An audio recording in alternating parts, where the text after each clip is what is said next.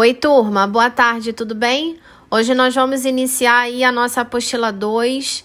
Vamos começar a falar sobre as paisagens naturais, tanto do continente europeu quanto do continente asiático. Vamos abordar aí as principais informações geográficas que nós temos nesses dois continentes.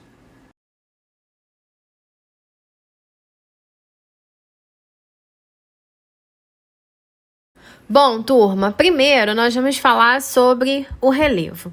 Eu coloquei para vocês no início, né, falando que a Eurásia, ela se formou há cerca de 55 milhões de anos da divisão de um supercontinente extinto denominado de Laurásia. Primeiro é bom vocês relembrarem o seguinte, que toda a superfície terrestre, ela já foi aí unida, tendo apenas um único supercontinente, que era chamado de Pangeia.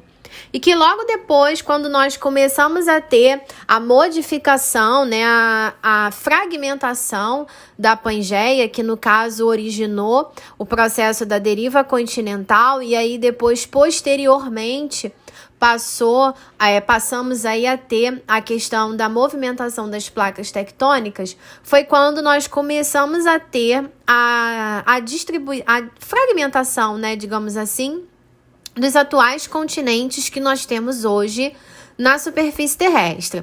A Eurásia, turma, ela é conhecida aí como a parte da fragmentação da Pangeia, aonde nós temos a localização de dois supercontinentes, vamos classificar dessa forma, né? Se nós formos olhar aí com outros olhos, chamando a Eurásia, tanto a Europa quanto a Ásia, aí, de dois supercontinentes.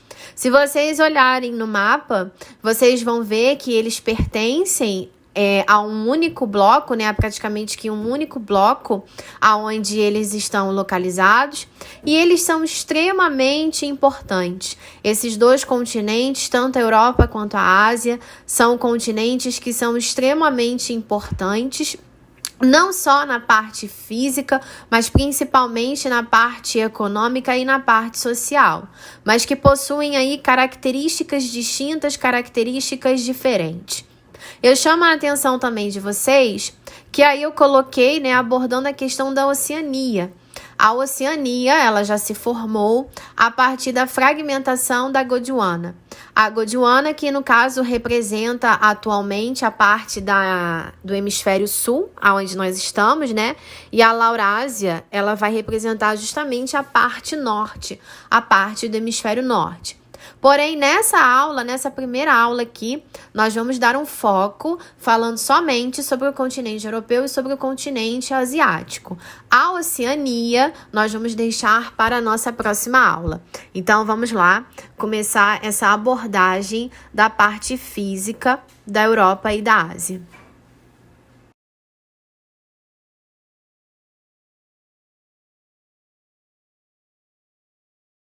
Vamos começar aí falando sobre o relevo. Vale lembrar, turma, que nós temos hoje, na superfície terrestre, uma grande transformação dos seus relevos como um todo. Porque vocês sabem que a Terra, ela não está parada, né? A Terra, ela não está estática, né? Totalmente parada aí, como às vezes algumas pessoas costumam achar. A superfície terrestre, ela sofre diversas dinâmicas. A superfície terrestre, ela vai sofrer aí intensas transformações provenientes da própria natureza, provenientes dela mesma, aonde nós vamos depois ter aí a configuração de novos relevos, nós vamos ter aí uma nova paisagem na superfície terrestre, e tudo isso oriundo, né? Tudo isso proveniente dessa grande transformação e dessa grande modificação que a própria natureza causa para ela mesma. Bom, dentro desse quesito, né, dentro dessa questão aí de relevo, nós temos a questão dos planaltos antigos, nós temos as cadeias de montanhas, nós vamos ter as áreas de extensas planícies e também teremos áreas de depressões interiores.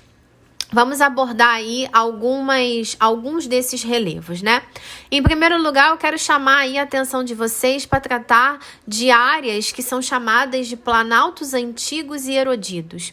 Essas áreas, elas estão aí entre a parte do Irã, nós temos a parte da Mongólia, nós temos aí esses planaltos que são cobertos por derrames de lavas em algumas áreas, né, de vulcões aí que constantemente estão entrando em erupção.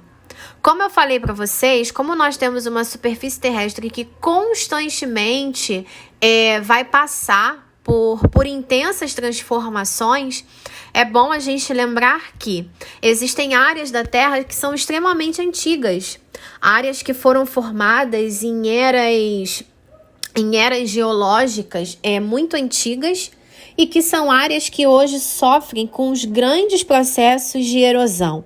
Para quem não se lembra, os processos erosivos, né, é o processo pelo qual a rocha, o solo, ele vai sofrer com uma modificação, né, ele vai sofrer aí com uma fragmentação de uma partícula, né, de um material seu, aonde esse material ele vai acabar sendo transportado e posteriormente depois ele vai ser depositado em uma área que nós até podemos chamar de bacias sedimentares, por exemplo.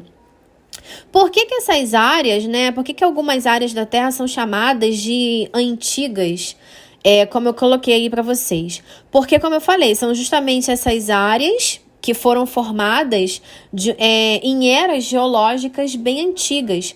Geralmente são áreas que a gente costuma classificar onde nós não temos a existência de grandes impactos, onde nós não temos a existência aí de grandes terremotos, de vulcões e até mesmo a ocorrência de vulcões intensamente entrando em processo de erupção. Agora eu chamo a atenção de vocês para essa área que eu coloquei aí de cadeias de montanhas. Essas áreas, turma, elas são as áreas mais recentes da Terra. O que isso significa? Elas são as áreas da Terra, turma, aonde nós vamos ter a movimentação intensa das placas tectônicas. O que é isso? Nós vamos ter aí a ocorrência de terremotos nessas áreas.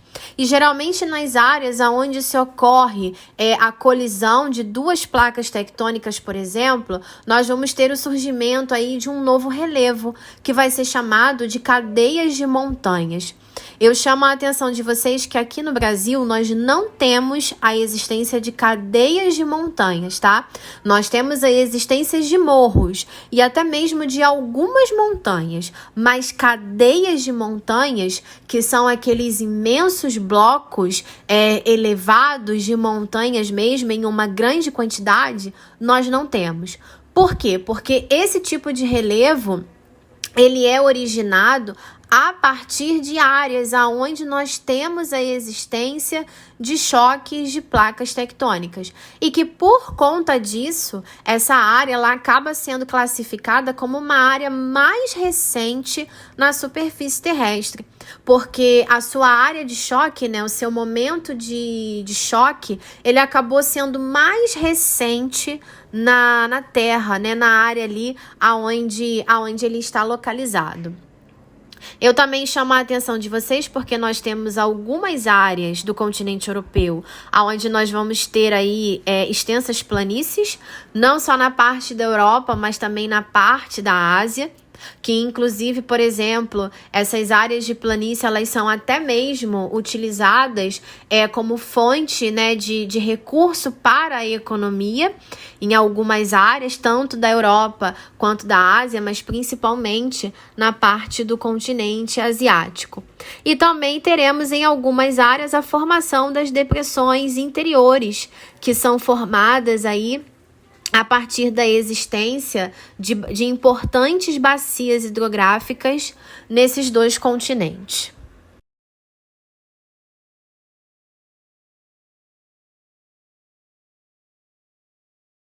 Aqui, turma, eu quis representar aí para vocês duas formas de relevo, né?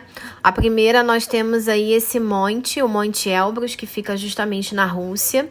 Lembra que eu falei para vocês sobre a questão das cadeias de montanhas? E ele está justamente representando essa parte.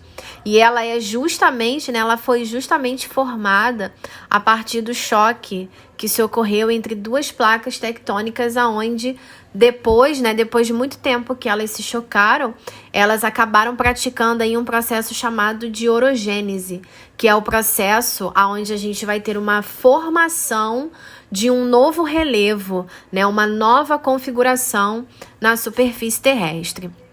E do outro lado, eu coloquei para vocês, por exemplo, a planície de Castelluccio, que fica na Itália, mostrando para vocês aí como que é essa área de planície. Também chama a atenção de vocês que as áreas de planície, elas são aí formadas a partir, né, aí do processo de deposição de sedimentos que nós temos em algumas áreas da nossa superfície terrestre, e também por conta de que nós não vamos ter em algumas áreas esse grande choque em relação a essas placas. Mas não se esqueçam que toda a Terra, ela possui a existência dessas placas tectônicas, elas se movem sim, só que elas fazem processos diferentes em cada parte da superfície terrestre.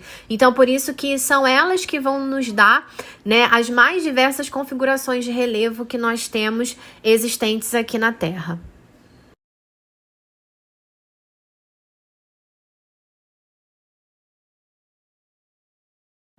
Agora nós vamos abordar a questão da hidrografia. Esse mapa que vocês estão vendo aí é um mapa que vai representar todo o conjunto de bacias hidrográficas que nós temos no continente europeu. Eu chamo a atenção de vocês, turma, que as bacias hidrográficas, elas se caracterizam pela existência de um rio principal, seus afluentes e seus subafluentes.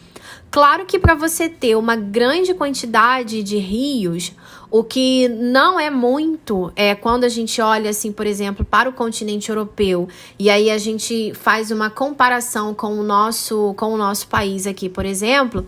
Por quê? Para que você tenha uma grande quantidade de rios, é necessário duas coisas. Primeiro, que você tenha interferência do tipo de relevo que se existe em cada região. O relevo ele vai ser predominante na existência dessas bacias hidrográficas. E segundo, que você também vai depender do tipo de clima. Você também vai depender desse tipo de clima aí devido a uma alta quantidade de precipitação, já que a maior parte de todos os rios que se existem, eles são constituídos e eles são formados a partir da água da chuva, né? A partir do processo de precipitação. Como nós sabemos que uma parte da Europa sofre aí com um intenso frio, sofre aí com um clima muito baixo, onde as temperaturas são baixíssimas. Hoje, por exemplo, nós temos aí com uma grande facilidade rios europeus que conseguem ficar congelados uma boa parte do ano por conta dessa questão climática, né? Por conta aí da posição geográfica deles em relação ao tipo de clima que eles possuem. Bom, essa parte, né? Essa superfície pequena e esse relevo pouco uniforme na Europa vai fazer com que esses rios eles possuam aí extensões menores, né? Extensões aí bem pequenas em relação às dos outros demais países e em relação às dos outros demais continentes. Sendo que nós sempre aprendemos que as bacias hidrográficas, né, elas foram extremamente importantes no passado de todas as sociedades, e elas continuam sendo importantes até hoje. porque, por incrível que pareça, elas vão nos utilizar no escoamento de mercadoria, elas vão aí também serem úteis, né, na geração de energia elétrica, por exemplo. Nós também vamos utilizar essas bacias hidrográficas até mesmo para o nosso transporte, até mesmo para que a gente possa se deslocar de um local para o outro, né, de um país para o outro.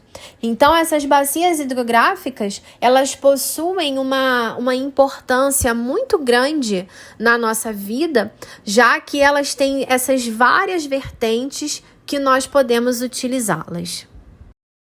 A bacia, essa grande bacia hidrográfica aí da Europa, ela foi essencial para o desenvolvimento das relações comerciais do continente, pois ela possibilitou o transporte de grande parte de produtos agrícolas a baixo custo. E os muitos rios europeus de planície, muitos longos, por trechos navegáveis, eles acabam facilitando o comércio entre as diferentes regiões. A Europa, turma, ela possui rios extremamente importantes, como o rio Tamisa, nós temos o rio Sena, nós temos o rio Reno, nós temos o rio Danúbio, vamos ter o rio Volga e vamos ter também o rio Rodano. Esses são alguns rios, né, principais justamente aí do continente europeu que trazem uma carga muito importante para a sua sociedade, né? Para o seu país em si, por conta aí de atividades que podem ser desempenhadas e que acabam sendo desempenhadas por esses rios, por essas bacias. Um dos rios mais importantes que nós temos é justamente o rio Volga, que é justamente o rio, né, que fica numa parte da Rússia, na parte da Rússia voltada aí justamente para o continente europeu. Esse rio ele é extremamente importante para a economia da Rússia. Existem a questão de usinas hidrelétricas nas represas para que possa produzir eletricidade. Além disso, ele consegue carregar, né, ele consegue fazer aí o transporte de um volume de carga que vai transitar por uma determinada área do continente europeu. Ele representa, turma, mais da metade do transporte fluvial de toda a Rússia. Por isso a sua importância. Não só ele, mas eu digo de uma forma geral, onde todos os outros, eles são extremamente importantes. Só que cada um deles, né, como eu falei, eles possuem características específicas e por conta da gente estar falando de um continente onde uma grande parte do período o seu clima é muito frio, então existem muitos rios que vão acabar congelando durante um período.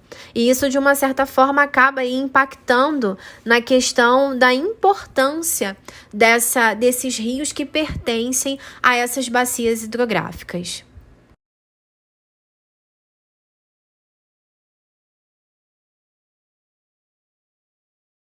Agora nós vamos ver aí um pouquinho sobre a hidrografia da Ásia. Eu coloquei o mapa aí para vocês. E vocês também podem perceber que o continente não é tão rico assim em uma grande quantidade de rios. E isso, novamente, eu vou falar para vocês que isso depende de 2 fatores. Isso depende do tipo de relevo que você tem na área e também vai depender do tipo de clima que vai ser encontrado na região. Apesar desse continente ele ser o maior de todos, a formação hidrográfica ela acaba sendo bastante limitada. A maioria, turma, dos rios vai nascer na parte central do continente, devido às abundantes áreas de clima tropical e equatorial e também do derretimento da neve durante o período do verão. E a Ásia, ela possui grandes rios com elevados índices pluviométricos. Grandes partes desses rios, eles vão possuir uma importância grande para uma grande parcela, né, da sua sociedade, por vários lugares aonde passam, pois eles vão oferecer questão de alimento, água, energia elétrica e também vão servir de uma grande via de transporte nesse continente. Um dos rios mais importantes do continente asiático é justamente o rio Ganges, né? Onde os religiosos, eles acreditam, né, que se você se banhar, por exemplo, nesse rio, a sua alma ela sai purificada. Ao norte do continente, nós temos os rios siberianos, que vão desaguar no Oceano Ártico e que normalmente permanecem congelados durante a maior parte do tempo, justamente por conta do fator climático, né? Como eu falei para vocês, que isso acaba interferindo. No norte do continente, nós temos rios como o Obi, Lenissei, Lena e o Colima, que vão justamente aí desaguar no Oceano Ártico. Já na Ásia Central, nós vamos encontrar alguns outros rios que também são extremamente importantes. Eles são mais aí os rios chineses, né? Que vão ter aí uma grande importância, como por exemplo o Rio Amarelo. E na parte do Oriente Médio, nós vamos ter os principais rios, que são, no caso, o Tigre e o Rio Eufrates. Turma, como eu falei, todos eles vão acabar possuindo importâncias econômicas para cada um desses países, já que eles vão servir aí de várias formas para a sua sociedade, como se acontece aqui no nosso país, com uma única diferença. Tanto a Europa quanto a Ásia possuem áreas que estão localizadas muito ao norte e que, por conta disso, são áreas que podem perfeitamente terem aí os seus rios com as suas águas sendo congeladas durante uma boa parte do ano. Então, esse período de muito frio, né, esse clima frio, essa localidade, é que pode até mesmo impactar na dinâmica desses rios e na importância que eles podem trazer para as suas sociedades locais.